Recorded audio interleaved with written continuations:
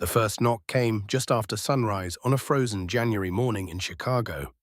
The second knock sounded harder, sharper, carrying authority through the thin apartment door. By the third knock, 17-year-old Ethan Carter already knew something unusual waited outside. He pulled himself from the stained mattress beside the radiator and checked the clock. 5:14 a.m. Snow pressed against the apartment windows. Sirens echoed somewhere beyond the south side streets. Ethan opened the door carefully. A tall man in a charcoal overcoat stood beneath the flickering hallway light. His silver hair looked perfectly combed despite the storm outside.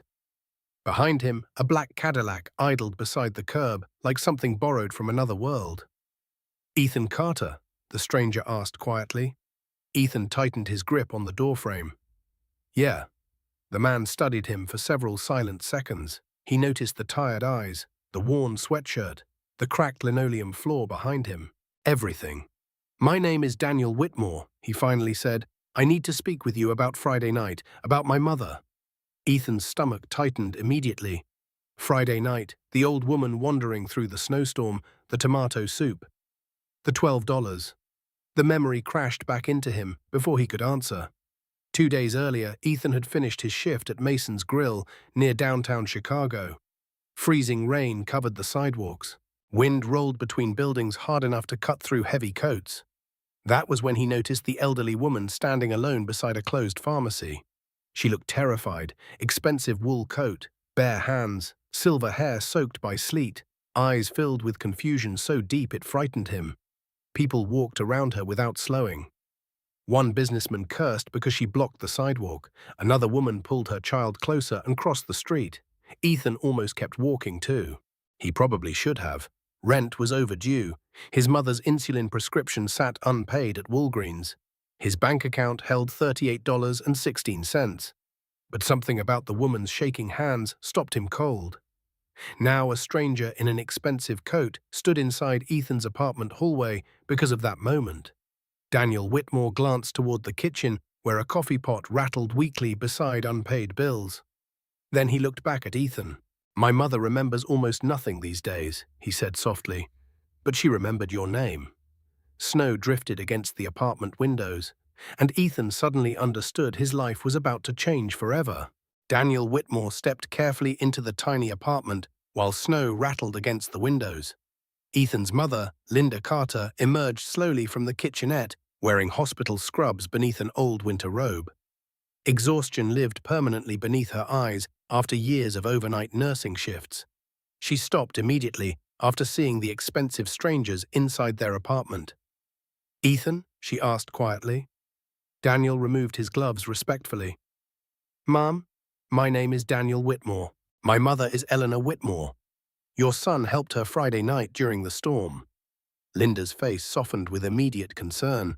Ethan had told her everything yesterday morning. The confused elderly woman, the freezing rain, the soup, the missing wallet, the trembling hands. Daniel noticed the insulin bottles beside the sink, past-due utility notices stacked beneath them. The apartment smelled faintly of radiator heat and cheap coffee. Still, the room felt warm in ways money never created. "I hope she's okay," Linda said. Daniel looked at Ethan instead. "She's alive because of him." The apartment fell completely silent. Daniel reached into his coat pocket and removed a leather folder. "My mother disappeared Friday evening after a neurology appointment downtown," he explained carefully. "She has early-stage Alzheimer's disease.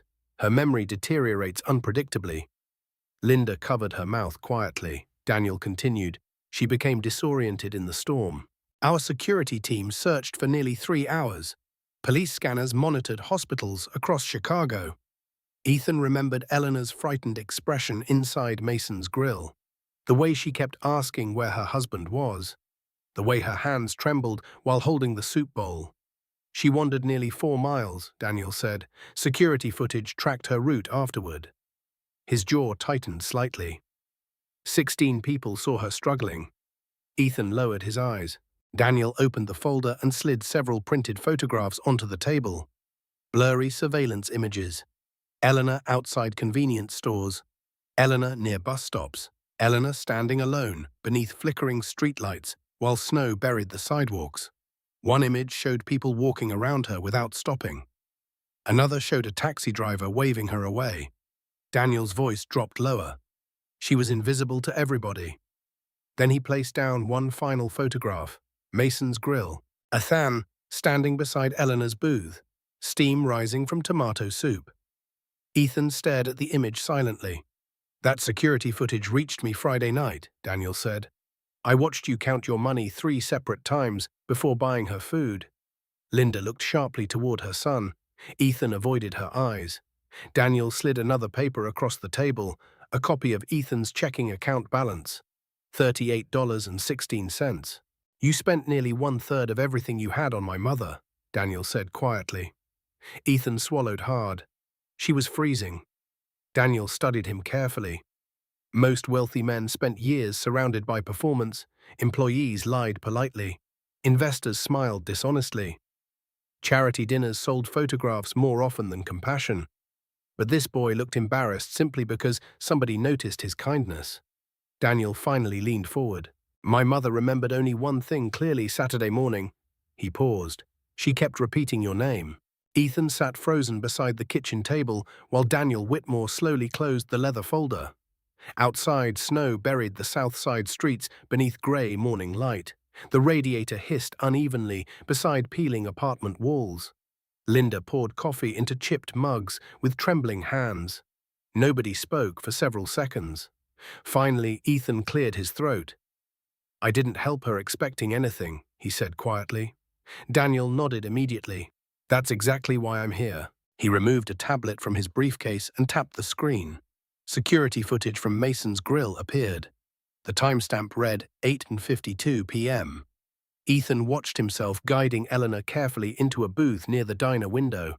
Snow blew violently outside while exhausted workers rushed home through downtown Chicago. Then came the moment. Ethan standing beside the register, counting crumpled bills once, twice, 3 times. Linda's eyes filled slowly with tears. "You used your grocery money," she whispered. Ethan shrugged weakly. "She needed help more than we did." Daniel stared at him carefully after hearing those words. Most adults spent entire lifetimes learning compassion. This exhausted teenager practiced it naturally. Daniel lowered the tablet. "My mother built Whitmore Development over 40 years," he explained. "Hotels, housing projects, medical foundations, downtown properties." Ethan recognized the name immediately now. Whitmore Tower. Whitmore Bank Plaza, the giant glass buildings dominating Chicago's skyline. Daniel continued quietly. "She built everything from nothing after my father died in 1987. She worked constantly, sacrificed constantly." His expression darkened, and now she forgets entire pieces of her life. Linda sat slowly across from him. "I'm sorry," she said softly. Daniel nodded once. "Friday terrified our family. We thought she was dead." He looked toward Ethan again. "You changed that ending." Ethan shifted uncomfortably beneath the attention. He hated feeling important. Importance belonged to wealthy people on television, people with confidence, people without overdue electric bills sitting beside the microwave. Daniel reached into the folder again. This time he removed several documents. Stanford University acceptance papers. Linda blinked in shock. "How did you get those?" Daniel answered honestly. "When someone saves your mother's life, you learn everything possible about them." Ethan felt his chest tighten immediately. Daniel glanced down at the scholarship forms. "Full academic acceptance," he said quietly. "But you still owe $9,000 for housing, books, and meal plans." Ethan looked away. That number haunted him every waking hour. $9,000 might as well have been $9 million. Daniel placed another document beside it. Medical debt statements, Linda's insulin costs, past due notices. The shame hit Ethan instantly. Daniel noticed. "You have nothing to apologize for," he said firmly. "You worked 3 jobs while maintaining nearly perfect grades. You kept your mother afloat." Linda finally broke down crying softly beside the stove. Daniel's voice lowered further. "My mother saw something extraordinary in you Friday night." He slid a final envelope across the table. Heavy cream-colored paper. Ethan stared at it uncertainly. "What is this?" Daniel folded his hands carefully. It's the beginning of an opportunity neither of us expected 3 days ago. Ethan turned the cream-colored envelope over carefully in his hands. His name appeared across the front in dark blue ink. Elegant handwriting, expensive paper. It looked completely out of place inside their tiny apartment. Daniel nodded toward it. Open it. Ethan slid one finger beneath the seal slowly. Inside rested a single check. $9,000. Exact amount. Made payable directly to Stanford University Housing Services. Ethan stopped breathing. Linda covered her mouth instantly. The apartment became painfully quiet except for the old radiator clicking behind them. "No," Ethan whispered finally, "I can't accept this." Daniel expected the response, "Yes, you can." Ethan shook his head immediately. "I bought soup. That doesn't deserve this kind of money." Daniel leaned forward carefully. "My mother disagrees." He reached into the folder again and removed a folded piece of notebook paper. The handwriting looked shaky, uneven. Several words crossed out and rewritten. Daniel handed it to Ethan. "She wrote this Saturday morning before forgetting breakfast existed."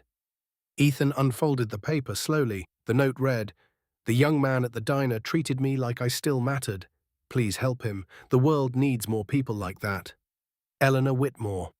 Linda quietly began crying again. Ethan stared down at the words without speaking.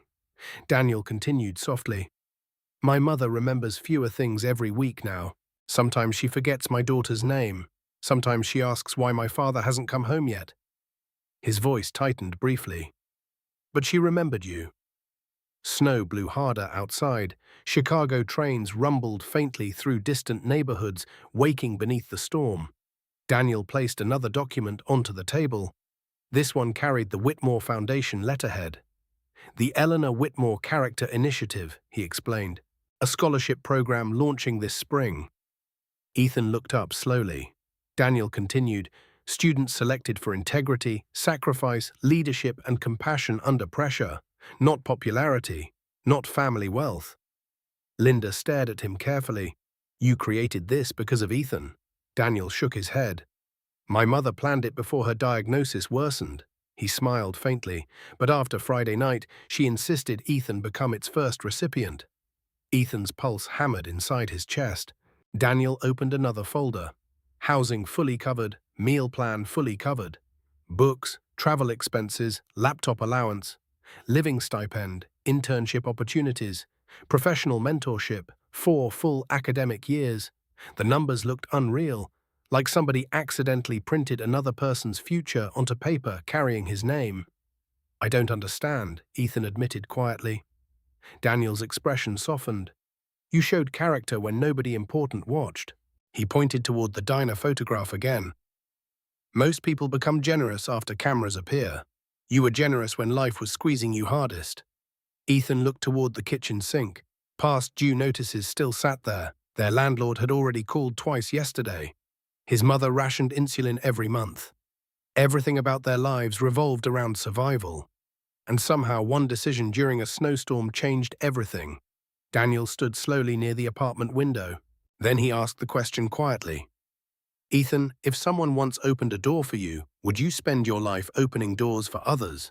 Daniel's question lingered inside the apartment long after he finished speaking. Ethan looked down at the scholarship documents spread across the kitchen table.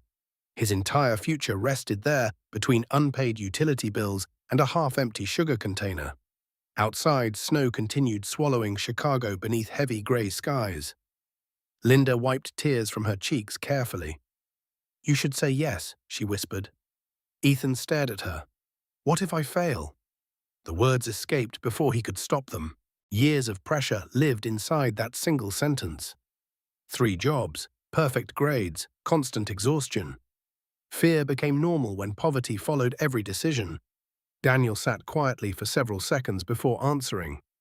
"You already survived things most adults never endure," he said calmly. "That isn't failure." Ethan laughed bitterly under his breath. "You don't understand." Daniel raised one eyebrow slightly. "Then explain it to me." Ethan finally exploded. "My mother skips medication because insulin costs too much. I bike through snowstorms because buses waste money. I study inside diners after midnight because our apartment heating barely works. His breathing grew uneven. I got into Stanford and still couldn't afford to attend. Every scholarship rejected me because somebody always had better grades or better connections. Linda lowered her eyes sadly. Ethan's voice cracked harder. I'm tired of pretending hard work guarantees anything. Silence filled the apartment afterward. Daniel listened without interrupting once. When Ethan finally stopped speaking, the older man nodded slowly. My father drove trucks in Detroit until his spine collapsed, Daniel said quietly. We lost our house when I was 14. Ethan looked up unexpectedly. Daniel smiled faintly. Poverty wears different clothing depending on the decade, but fear always sounds identical. The room grew still again. Daniel stepped toward the apartment window overlooking frozen Chicago streets. When my mother built Whitmore Development, she promised herself something, he continued. If success ever arrived, she would never become blind to struggle. He looked back toward Ethan. Friday night proved how rare that promise actually is. Linda spoke carefully. You really believe Ethan deserves all this? Daniel answered instantly, I believe character deserves investment. Then he reached into his coat pocket once more. This time he removed a small velvet box. Ethan frowned. Daniel opened it carefully. Inside rested an old silver compass, worn edges, scratched glass, decades old. My father carried this during the Korean War, Daniel explained softly. He gave it to my mother before he died. Ethan stared quietly at the object. She wants you to have it. Ethan looked stunned. I can't take something personal like that. Daniel smiled sadly. She insisted. He placed the compass into Ethan's hands. Cold silver touched his skin. She said people like you help others find direction when life becomes dark. Ethan's throat tightened immediately. Nobody had ever described him that way before. Daniel finally extended his hand across the table. So I'll ask one final time. Snow rattled against the apartment windows. Will you accept the scholarship and become the first Whitmore character scholar? Ethan looked toward his exhausted mother, then toward the Stanford papers, then toward the old silver compass resting in his palm. For the first time in years, the future no longer looked impossible. Slowly, emotionally, he reached for the pen. Ethan signed the scholarship agreement with shaking hands. The moment felt strangely quiet. No dramatic music, no fireworks, only snow falling outside a cramped South Side apartment while his entire future changed beside a flickering kitchen light. Daniel Whitmore stood slowly and extended his hand. Welcome to the Whitmore Character Initiative, he said warmly. Ethan shook his hand carefully, still unable to fully process reality. Linda cried openly now. Years of fear finally cracked apart inside her chest. Daniel's assistant entered, carrying another folder Ethan had not noticed earlier. There's one additional matter, Daniel explained. Ethan looked confused. Daniel opened the folder carefully. Medical debt forgiveness.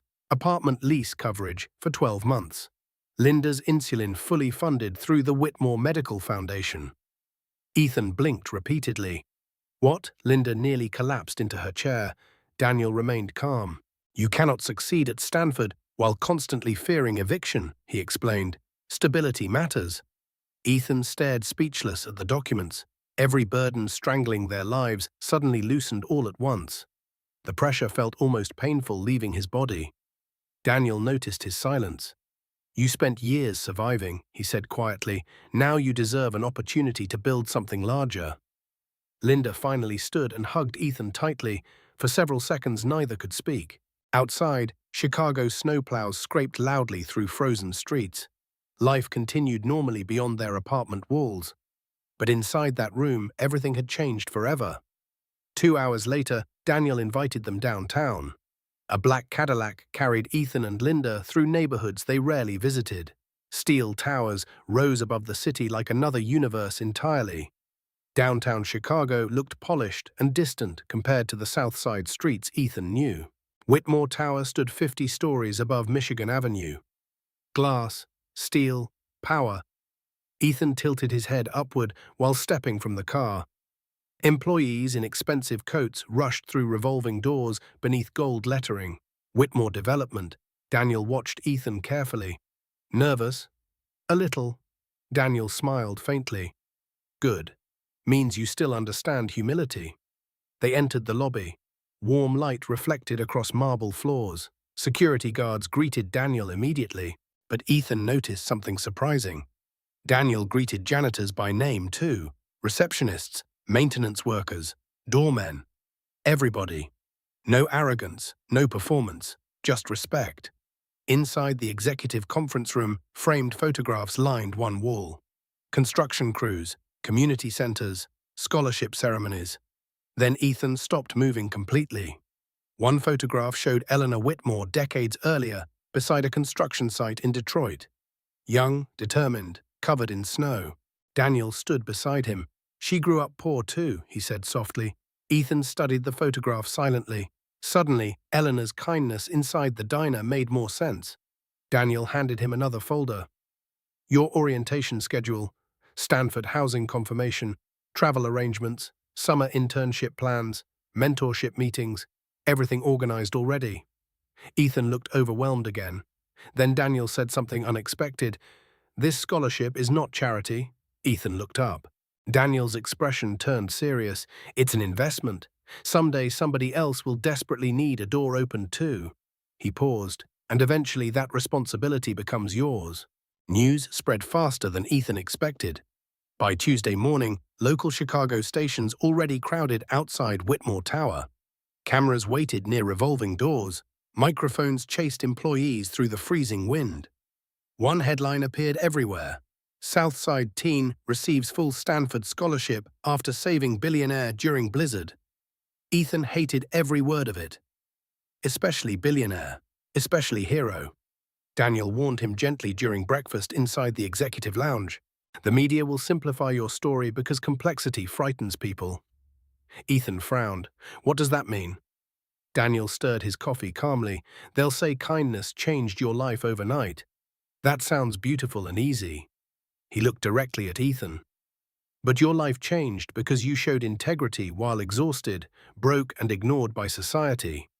Ethan sat quietly after hearing that. Nobody had ever described his struggle accurately before. Most people either pitied poverty or romanticized survival. Very few understood its constant exhaustion. That afternoon, Daniel introduced Ethan to the Whitmore Foundation board members. Long glass conference room, expensive suits, careful smiles. Some greeted Ethan warmly, others looked uncertain. A few clearly questioned whether a teenager from the South Side belonged there. Ethan recognized those looks instantly. He spent years receiving them. One older executive finally spoke. With respect, Daniel, building an entire scholarship initiative around one emotional story feels impulsive. The room stiffened immediately. Daniel remained calm. It's not built around emotion, he answered evenly. It's built around measurable character. Another board member adjusted her glasses. And how exactly do you measure character? Daniel turned toward Ethan. You tell me. Every eye in the room shifted toward him. Ethan suddenly felt 17 again. Too young, too poor, too out of place. But then he remembered Eleanor sitting alone inside the snowstorm. Invisible, afraid. He slowly straightened his shoulders. Character is what somebody does when helping costs something, he said quietly. The room became silent. Ethan continued. Anybody can look generous when cameras exist or money feels easy. Real character shows up when life already hurts. One executive leaned back thoughtfully, another lowered his eyes. Ethan surprised even himself now.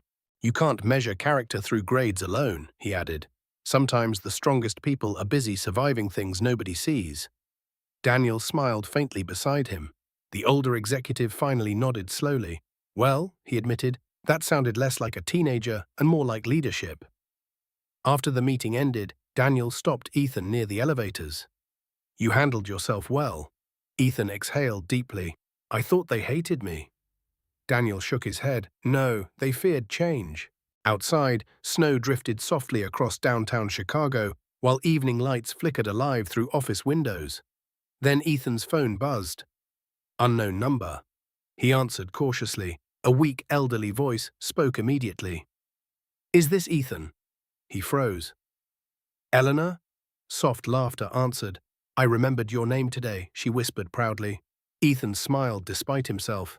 That's amazing. There was silence briefly. Then her voice grew uncertain. Please promise me something. Ethan stepped toward the snowy window. What? Promise me success won't harden your heart. The words hit him harder than expected, because deep down, Ethan already feared exactly that. Eleanor Whitmore's voice lingered inside Ethan's mind long after the phone call ended. Promise me success won't harden your heart. That sentence followed him everywhere during the next several weeks, especially after the attention intensified. By February, national media outlets requested interviews daily. Good Morning America, CNN, major newspapers from New York and Los Angeles. People loved the story. Poor teenager saves billionaire during blizzard. America adored simple narratives, but Ethan increasingly understood life was never simple. One Thursday afternoon, he returned home after another foundation meeting downtown. A crowd waited outside his apartment building. Reporters, neighbors, curious strangers. Someone recognized him immediately. Ethan, over here.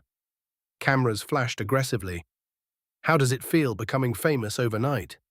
What inspired your kindness? Do you think America needs more compassion? Ethan froze beneath the sudden chaos. Then he noticed Linda struggling through the crowd carrying groceries. Nobody moved aside for her, nobody offered help. Everybody focused only on headlines. Ethan pushed through immediately and grabbed the grocery bags. The reporters continued shouting questions. Linda looked exhausted. Inside the apartment, she sat heavily beside the kitchen counter. This attention scares me, she admitted softly. Ethan nodded. It scares me too. The apartment remained tiny despite everything changing around them. The same cracked walls, same rattling radiator, same neighborhood noise drifting through thin windows. Only now strangers recognized his face. Later that evening, Daniel called. We need to discuss security precautions, he said carefully. Ethan sighed immediately. I don't want security guards following me around. Daniel's tone remained calm. That may no longer be optional. Ethan rubbed his forehead. I just wanted to help somebody. I know. Silence settled between them briefly. Then Daniel spoke again. Tomorrow there's a donor gala downtown. Eleanor wants you there. Ethan nearly laughed. I don't belong at donor galas. Daniel answered instantly. Neither did my mother once. The gala took place Friday evening inside a luxury hotel overlooking Lake Michigan. Crystal chandeliers reflected across polished marble floors. Men discussed investments beside enormous windows while violin music drifted softly through the ballroom. Ethan felt painfully out of place inside his borrowed tuxedo. Daniel noticed immediately. Relax, he murmured. Half these people are pretending confidence too. Then Eleanor arrived. The ballroom quieted subtly around her. Even with Alzheimer's slowly stealing pieces of memory, Eleanor Whitmore still carried extraordinary presence. Silver gown, elegant posture, sharp, intelligent eyes. But when she saw Ethan, her entire face brightened warmly. There's my young man, she said. Ethan smiled. How are you feeling tonight? She thought carefully before answering. Some days feel foggy now. Then she touched his arm gently. But I remembered your name again. Before Ethan could answer, a wealthy investor approached their table. Well, the man chuckled lightly. Looks like generosity finally became profitable. Ethan's smile disappeared instantly, so did Eleanor's. The ballroom suddenly felt much colder, and Daniel Whitmore's expression hardened in a way Ethan had never seen before. The investor's joke lingered awkwardly between the crystal chandeliers and polished silverware. Several nearby guests laughed politely. Others looked uncomfortable. Eleanor Whitmore did not smile. Daniel stepped forward slowly. My mother nearly died alone during a blizzard, he said evenly. Nothing about that evening was profitable. The investor's face reddened immediately. I didn't mean offense. Daniel's expression remained cold. Intent matters less than character. The ballroom fell silent. The investor muttered an apology before disappearing toward the bar. Ethan shifted uncomfortably beside Eleanor. You didn't have to defend me, he whispered. Daniel looked genuinely confused. Yes, I did. Eleanor squeezed Ethan's hand gently. Some people only understand kindness after tragedy reaches their own doorstep, she said quietly. Her voice sounded tired tonight, more fragile. Ethan noticed subtle changes now whenever they spoke, longer pauses, occasional confusion, moments where she searched desperately for missing words. Alzheimer's moved quietly, like winter fog swallowing familiar streets. Later during dinner, Ethan sat beside community leaders, donors, and politicians. Most conversations revolved around investments, public image, and strategic philanthropy. Everything sounded polished, calculated. Then one woman asked Ethan a simple question. What was your biggest lesson from all this? The ballroom quieted again. Ethan thought carefully before answering. That struggling people are usually invisible until somebody important notices them. Several guests lowered their eyes immediately. Ethan continued softly. My mother worked double shifts for years while rationing medicine. Nobody cared until a wealthy family entered our lives. Silence spread across the ballroom. Even the violin music suddenly felt distant. I'm grateful, Ethan added quickly, but millions of families still fight those battles alone every day. One reporter near the stage quietly lowered his notebook. Daniel studied Ethan carefully from across the table. Pride mixed with concern inside his expression, because truth made wealthy people uncomfortable. After dinner, Eleanor requested fresh air. Daniel and Ethan walked her slowly onto the hotel balcony overlooking frozen Lake Michigan. Chicago glowed beautifully beneath winter darkness. Traffic lights reflected across icy streets. Snow drifted softly between skyscrapers. Eleanor leaned against the railing quietly. When I was young, she said suddenly, my father lost everything during the recession. Daniel looked surprised. You never told me that story. She smiled faintly. I forget which stories I've already shared now. Then her expression grew distant. We lived inside a motel room for almost a year. My mother cleaned houses. I promised myself someday nobody around me would feel invisible again. Ethan listened silently. Everything suddenly connected. The scholarship, the compassion, the fury Daniel carried after seeing security footage. Eleanor turned slowly toward Ethan. You reminded me who I wanted to become before success complicated everything, she admitted softly. Tears filled Ethan's eyes unexpectedly. Then Eleanor frowned slightly. Confusion crossed her face. She looked around the balcony uncertainly. Daniel, she whispered. Yes, Mum. Where's your father? Daniel's entire body stiffened. The wind suddenly felt brutal against the balcony, because his father had been dead for nearly 20 years. Daniel guided Eleanor carefully back inside the ballroom while concern shadowed his face. The confusion passed after several minutes, but Ethan noticed how tightly Daniel held his mother's arm afterward, as if fear permanently followed him now. The gala ended near midnight. Snow covered downtown Chicago in silver light while chauffeurs lined the hotel entrance. Ethan prepared to leave quietly. Then Eleanor called his name. He turned immediately. She stood beside the grand staircase, wrapped inside a white winter coat. Elegant, fragile, powerful despite the illness slowly stealing pieces of her mind. Walk with me for a moment, she asked softly. Daniel stayed behind intentionally. The hotel lobby glowed warmly around them, while wealthy guests disappeared into luxury cars outside. Eleanor moved slowly now, carefully. Each winter seemed heavier on her body. I embarrassed Daniel tonight, she admitted suddenly. Ethan shook his head. No, she smiled faintly. I asked for my husband again, didn't I? Ethan hesitated. She noticed immediately. That means yes. Her honesty hurt more than denial would have. Eleanor sat quietly beside the enormous lobby fireplace. Orange flames reflected across marble floors. When memory disappears, she whispered, you become frightened constantly. Every room feels unfamiliar eventually. Ethan listened carefully. My doctors describe Alzheimer's clinically, she continued, but nobody explains the loneliness properly. The words settled heavily between them. Sometimes people stop speaking naturally around me now. They speak slowly, carefully, like I'm already gone. Ethan looked down. He remembered the fear in her eyes during the blizzard, the desperation, the confusion. Eleanor touched his hand gently. You treated me normally. That's because you are normal, Ethan answered immediately. Her eyes watered softly. No, she whispered. I'm disappearing. Ethan felt his throat tighten. Outside, snow swept violently against hotel windows. Chicago looked frozen beneath midnight skies. Eleanor reached inside her purse carefully. Then she handed Ethan a small folded photograph. Young Eleanor standing beside construction workers during the 1980s. Hard hat, denim jacket, huge smile. I carried this picture every day while building my company, she explained. Because success changes people if they forget where suffering lives. Ethan studied the photograph silently. You still remember, he said. Eleanor smiled sadly. Some days. Then her expression shifted suddenly, fear again, sharp and immediate. Ethan, yes? What if one morning I forget my son completely? The question shattered him. He searched desperately for comforting words. Nothing felt large enough. Finally, he answered honestly. Then Daniel will remember for you. Eleanor stared at him quietly.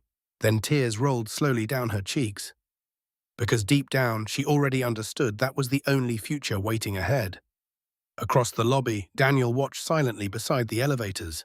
And for the first time since his father's funeral, he looked heartbreakingly close to breaking apart. 3 weeks later, Ethan stood inside Jefferson High School's auditorium, wearing a borrowed navy suit. Graduation banners hung above the stage. Parents filled folding chairs across the gymnasium floor. Teachers rushed through final preparations beneath bright fluorescent lights. Chicago's spring rain tapped softly against high windows. Everything smelled faintly of old wood and coffee. Ethan adjusted his tie nervously beside the curtain. Valedictorian, the title still felt unreal. Mrs. Ramirez, his English teacher, approached quietly. You ready? She asked. Not really. She smiled warmly. That usually means you care. Across the auditorium, Linda sat beside Eleanor and Daniel Whitmore. Linda wore a pale blue dress, purchased carefully during a department store clearance sale. Eleanor complimented it 3 separate times because she forgot she already had. Linda never corrected her once. The ceremony began at 7 o'clock exactly.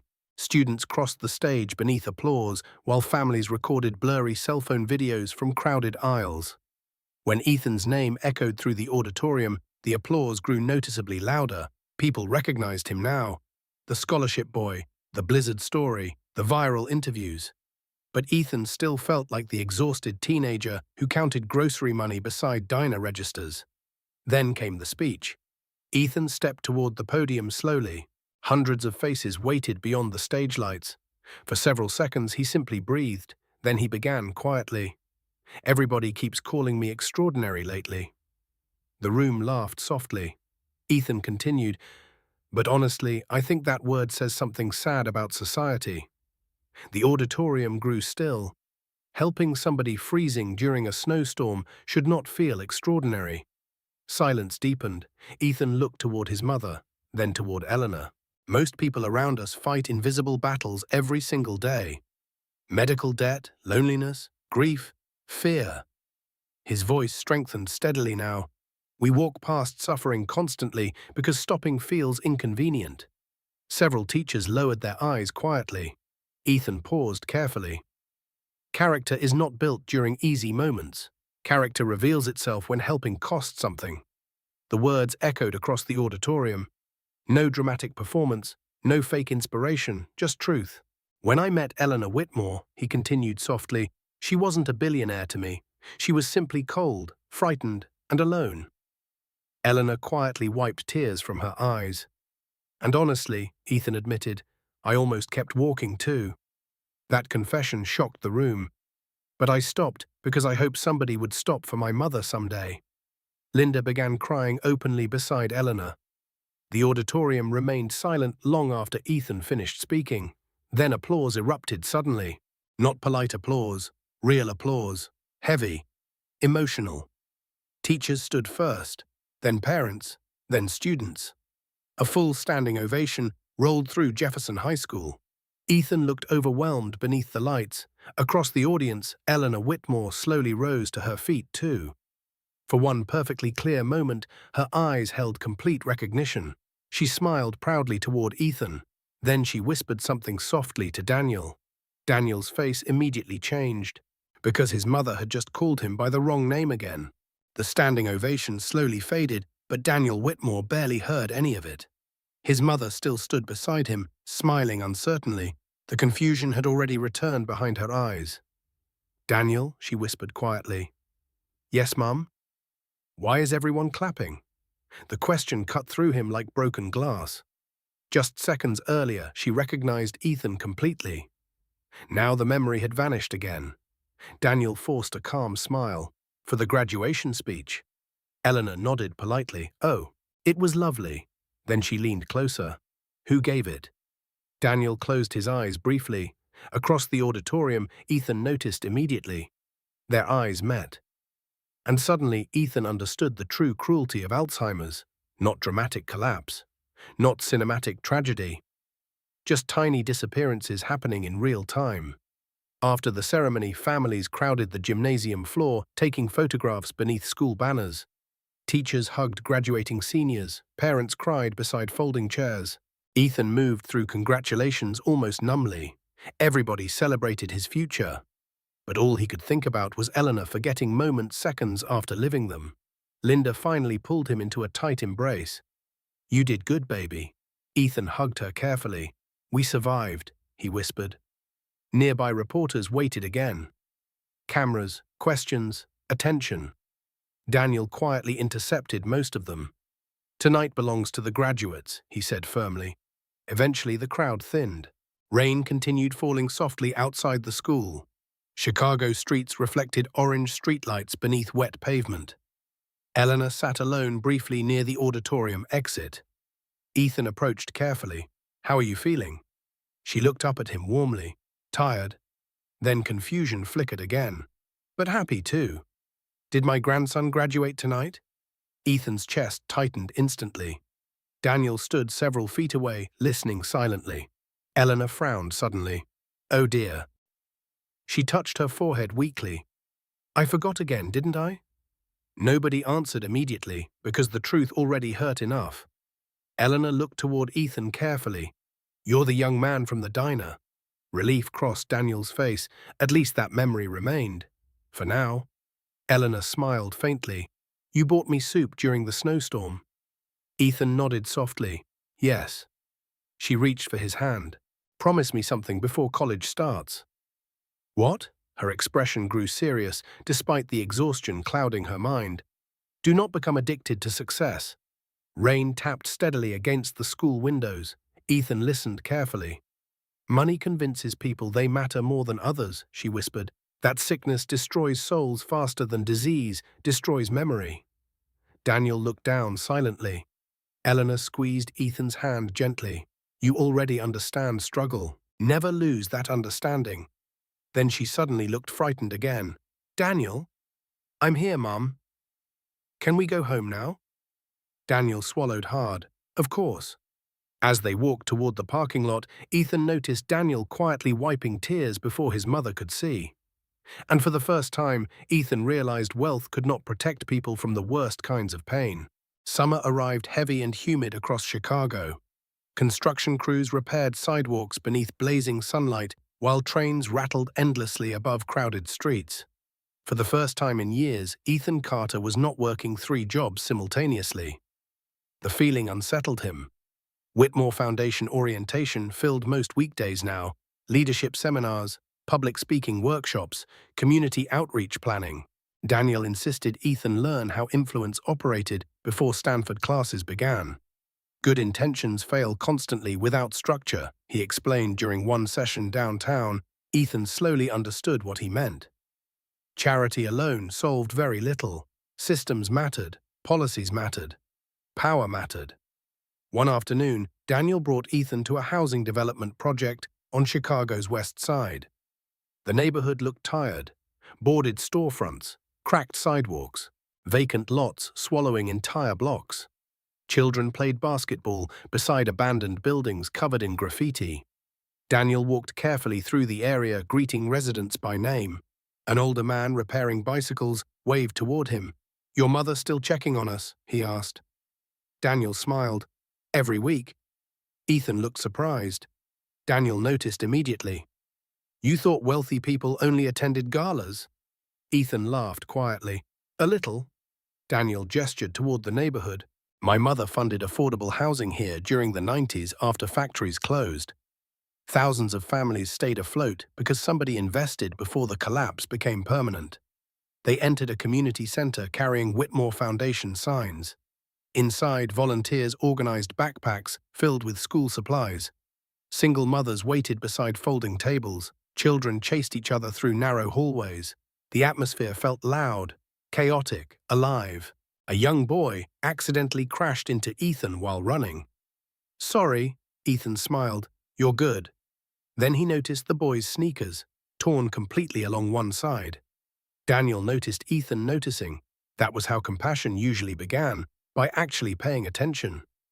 Later that afternoon, Ethan helped distribute food boxes beside the parking lot. Sweat soaked through his shirt beneath the July heat. An exhausted woman carrying 2 toddlers approached nervously. I know supplies are limited, she said softly. But could I maybe take 1 extra cereal box? The volunteer beside Ethan hesitated. Rules, inventory, procedures.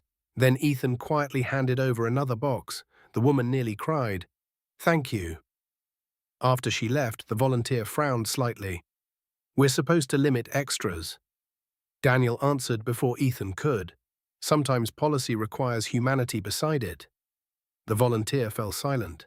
That evening, Ethan rode home beside the Chicago River, with windows lowered against warm summer air. For once, the city looked hopeful instead of heavy.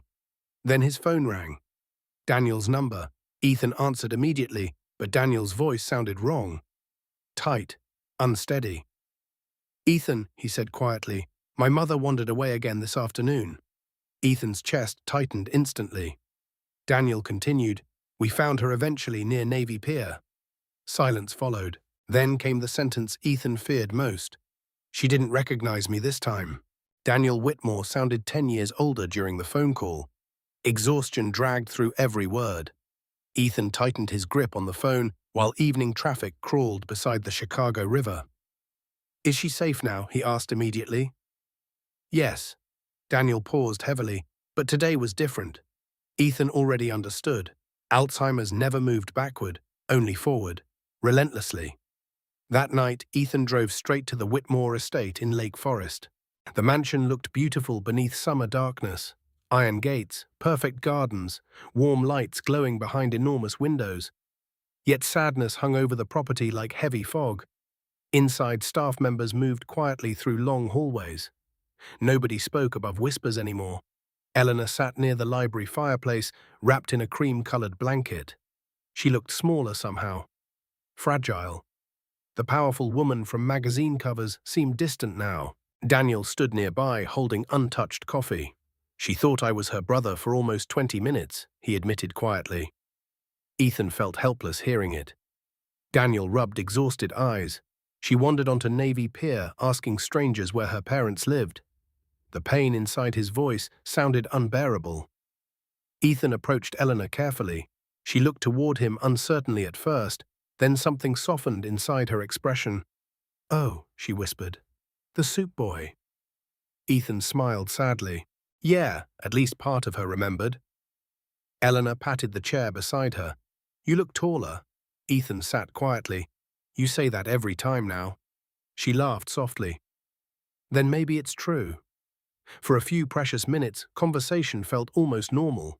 She asked about Stanford, asked about Linda, asked whether Ethan still rode bicycles through winter weather.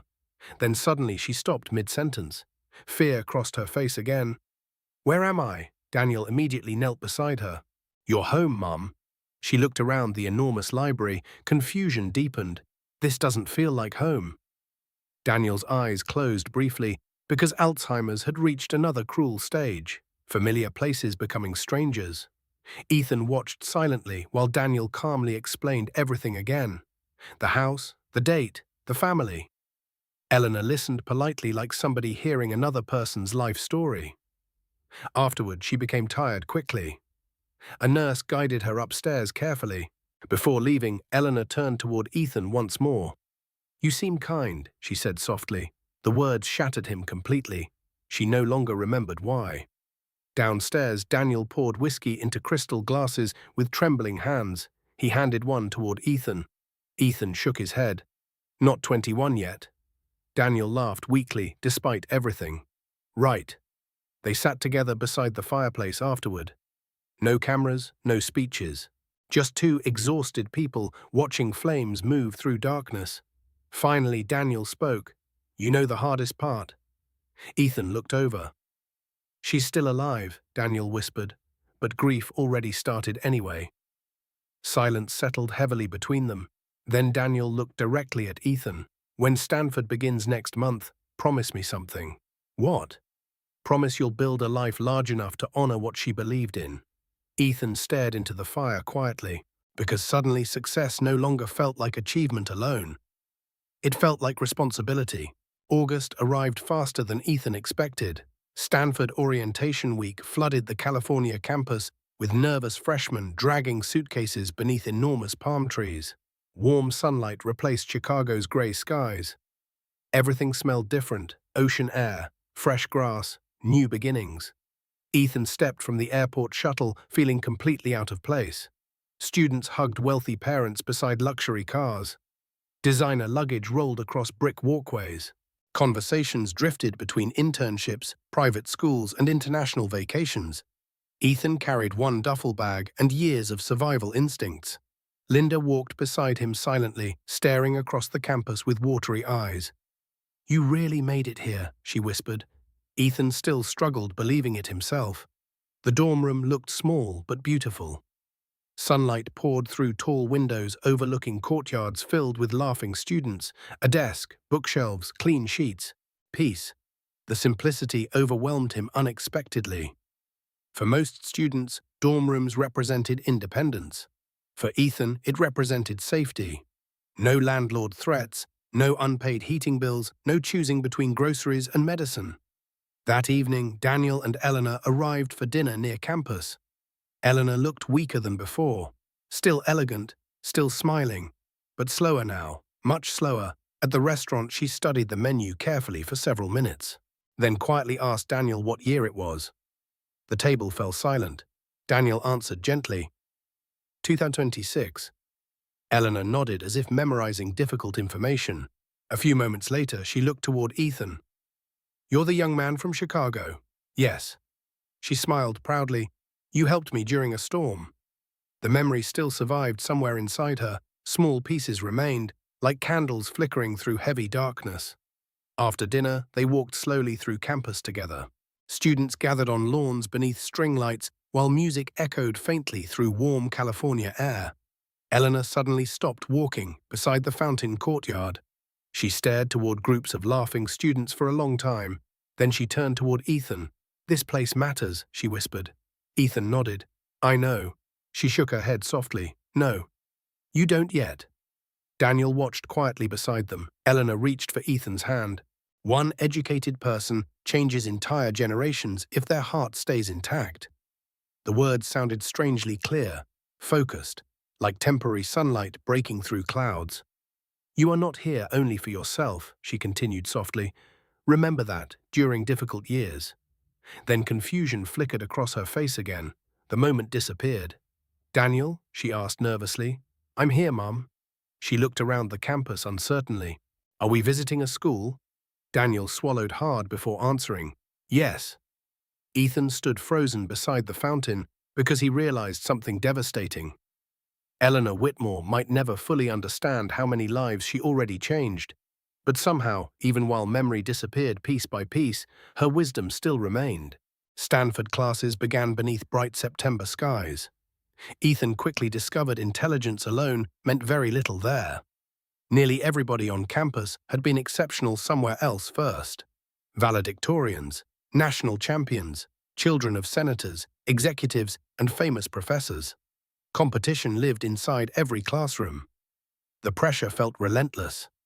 His economics lectures filled enormous auditoriums where students debated global policy with frightening confidence. Some classmates casually referenced private investments during lunch. Others discussed family vacations in Switzerland between assignments. Ethan mostly listened quietly. Old insecurities returned fast. Too poor, too inexperienced, too different.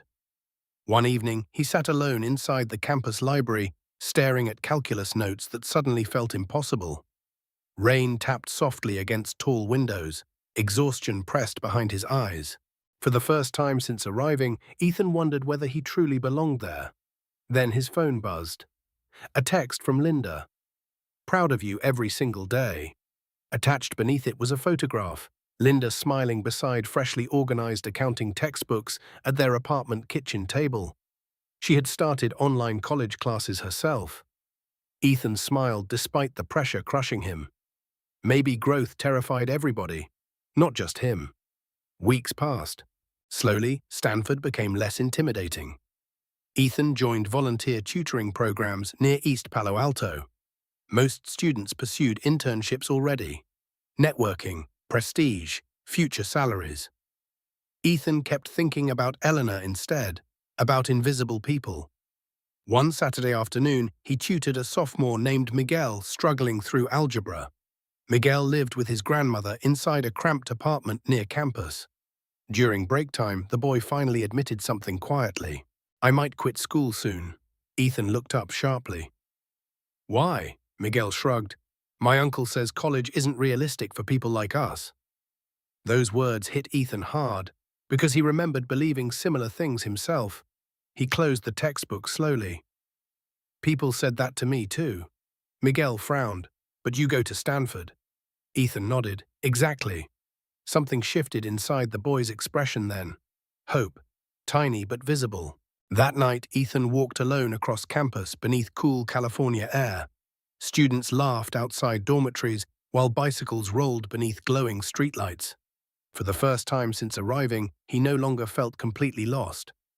Then his phone rang. Daniel.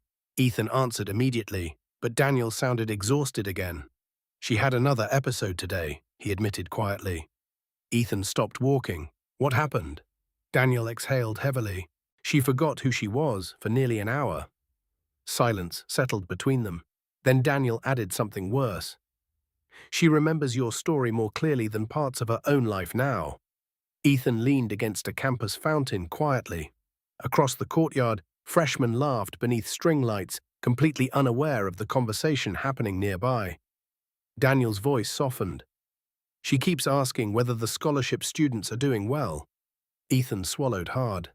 "How many applications this year?" "Over 20,000. The number stunned him. One act of kindness during a Chicago blizzard had become something far larger than either of them imagined.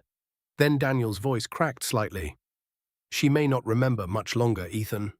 Cold fear settled instantly inside his chest, because suddenly time felt dangerously short. October arrived with colder nights and longer shadows across Stanford's campus. Midterm pressure consumed nearly everybody. Libraries stayed crowded until sunrise. Coffee replaced sleep. Stress became normal conversation. Ethan balanced coursework with Whitmore Foundation responsibilities and volunteer tutoring. Some days, exhaustion reminded him painfully of Chicago. But now the exhaustion carried purpose instead of survival alone. One rainy Thursday afternoon, Daniel invited Ethan to attend the first Whitmore Character Scholars Summit in San Francisco. 12 scholarship recipients gathered inside a renovated community arts center near the waterfront. Different backgrounds, different struggles. One common thread. Every student carried a story involving sacrifice. A girl from Detroit who worked nights supporting younger siblings. A boy from Houston who organized hurricane relief after losing his own home. A young woman from Alabama who translated medical documents for immigrant families free of charge. Listening to them changed Ethan deeply. For years, he believed struggle isolated people. Instead, he discovered suffering often created extraordinary compassion. During dinner, Daniel addressed the group quietly.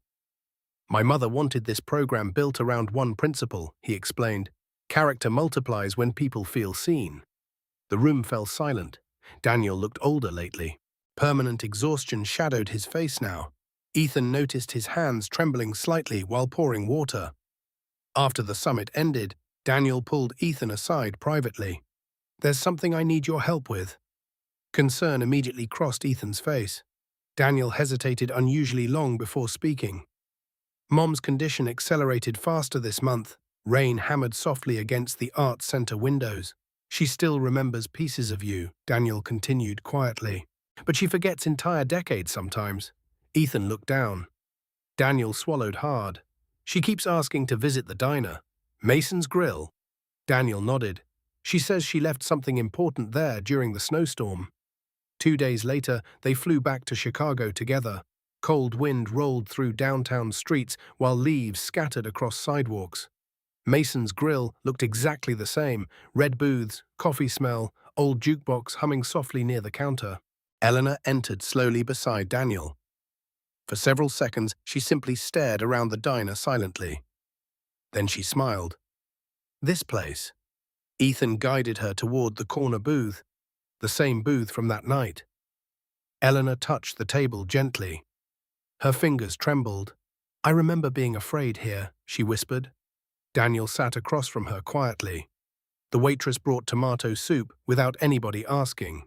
Steam rose slowly between them. Eleanor stared at the bowl for a very long time. Then suddenly tears filled her eyes. I thought nobody could see me anymore, she admitted softly. Ethan felt his chest tighten. Eleanor looked directly at him. But you did. For one beautiful moment, complete clarity returned. Daniel noticed immediately. So did Ethan. The illness disappeared briefly from her eyes. Eleanor reached into her purse carefully, then she removed a sealed envelope. I wanted you to have this after I'm gone, she whispered. Ethan froze. Daniel looked away instantly, because both men suddenly understood Eleanor already knew exactly what was coming next. Ethan stared at the sealed envelope resting in Eleanor Whitmore's trembling hands. The diner suddenly felt impossibly quiet. Rain tapped softly against the windows while evening traffic moved through downtown Chicago outside. Daniel looked toward the counter silently. He could not watch this moment directly. Eleanor pushed the envelope gently across the table. For later, she whispered. Ethan hesitated before taking it.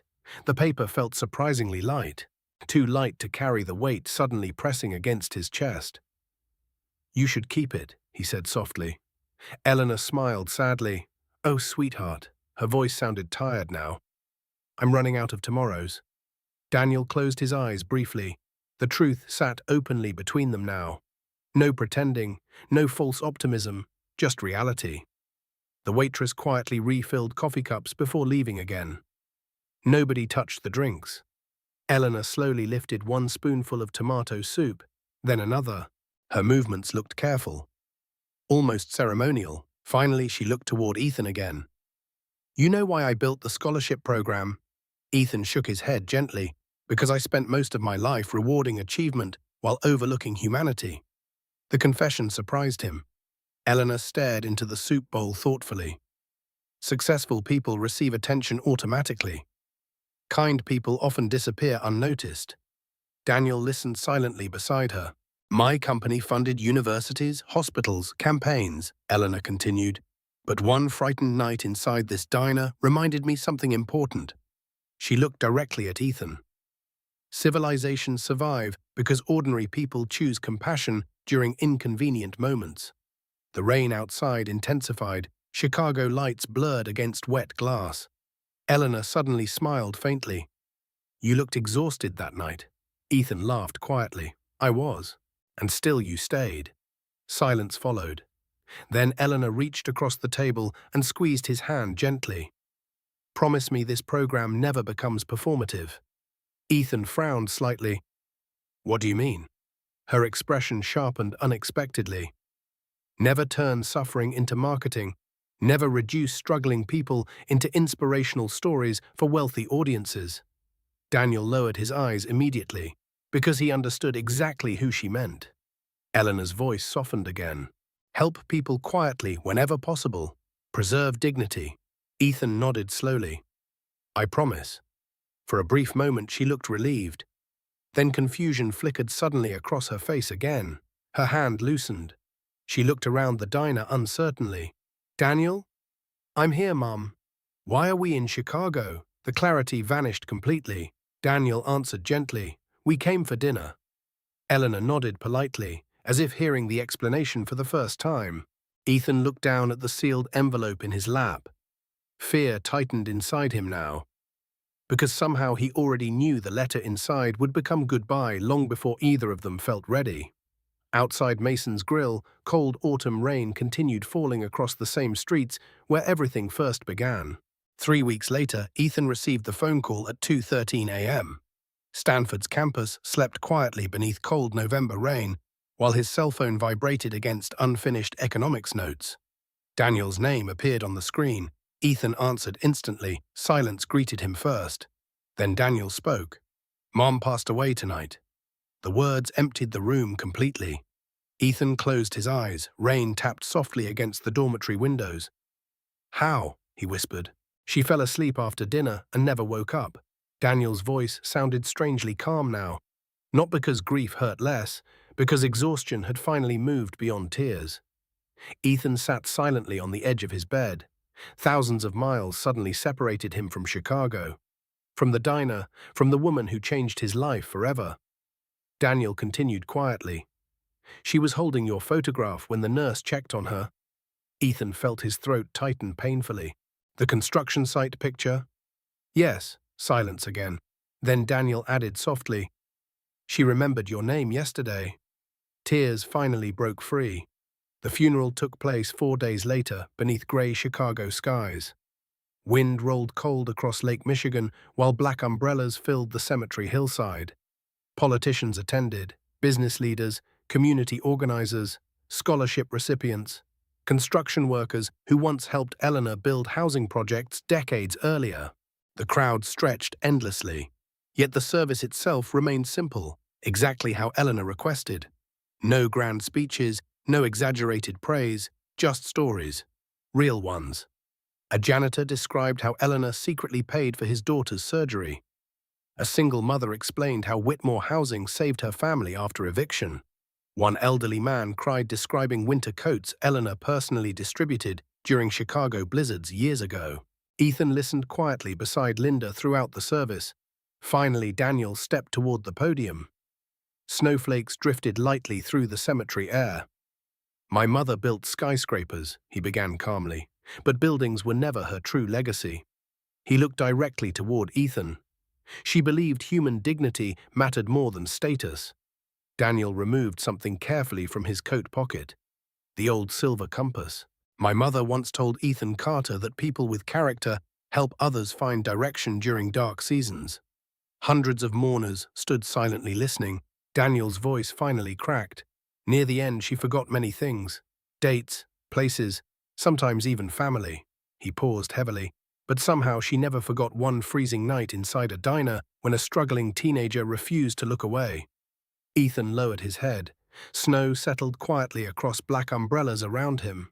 After the funeral, Daniel approached him privately. "You should read the letter now," he said softly. Ethan opened the sealed envelope with trembling hands. Inside rested one handwritten page, short, simple. "Ethan, if you are reading this, memory finally lost its battle with time. Please do not waste your life chasing admiration. Chase usefulness instead. The world already has enough important people. What it desperately needs are more compassionate ones. You reminded me who I wanted to become before success complicated my soul. Now spend your life reminding others. With love, Eleanor Whitmore." Snow continued falling softly across Chicago. And standing beside Eleanor's grave, Ethan Carter quietly realized her final lesson had only just begun. 1 year later, Ethan Carter stood once again outside Mason's Grill on a freezing January evening. Snow drifted through downtown Chicago exactly like the night everything changed. The city looked different now, or maybe he did. Stanford had transformed him in countless ways. Confidence replaced fear. Purpose replaced survival. Yet Eleanor Whitmore's lessons followed him everywhere, especially during quiet moments. Mason's Grill looked warmer than Ethan remembered. The owner renovated the booths last summer. Fresh paint covered old walls. New lights glowed softly above the counter. But one thing remained untouched. The corner booth. A small brass plaque rested there now. January 14th, 2025, where compassion changed lives. Ethan sat beside the window quietly while snow coated Chicago streets outside. The diner owner approached smiling. "Back home from California? For winter break? Your usual?" Ethan nodded. "Tomato soup. Always tomato soup now." As he waited, Ethan noticed the community pay-it-forward board hanging near the register. Hundreds of prepaid meal cards covered the wall, small acts of kindness multiplying endlessly. The Whitmore Character Initiative had expanded nationwide. 237 students supported already. Housing assistance, scholarships, medical grants, mentorship programs. Entire families changing because one frightened woman entered a diner during a snowstorm. Ethan still struggled understanding the ripple effect fully. Then the diner bell chimed. A teenage girl stepped inside wearing a thin hoodie soaked by snow. She looked exhausted, nervous, cold. Ethan recognized that expression immediately. The girl approached the counter quietly. "How much is the soup?" $7. She emptied coins onto the counter slowly. Not enough. Embarrassment flooded her face instantly. "It's okay," she whispered. "I'll just go." The moment froze in place, almost identical. Different year, different person, same crossroads. Ethan stood before she reached the door. "I've got it." The girl turned nervously. "You don't have to." Ethan smiled softly. "I know." He paid for the soup, then added 5 prepaid meal cards onto the community board. The owner nodded knowingly from behind the counter. The girl sat quietly inside the corner booth beneath Eleanor's plaque. Steam rose from the tomato soup exactly like before. Outside, snow continued falling across Chicago. Ethan watched silently through the diner window. 1 year earlier, he believed kindness was a single decision. Now he understood something larger. Compassion was inheritance. One person refusing to look away could echo across hundreds of lives. Eleanor Whitmore lost her memory, but her humanity survived through everybody she inspired afterward. Ethan finally stepped toward the door. Before leaving, he placed the old silver compass carefully onto the booth table beside the girl. "Keep moving forward," he told her gently. Then he walked back into the Chicago snow. Because the story was never truly about wealth, or scholarships, or headlines. It was always about recognizing another human being before the world convinced you not to care. And somewhere beyond the freezing streets, Ethan imagined Eleanor smiling proudly. Subscribe to the channel, leave a comment, and share this video.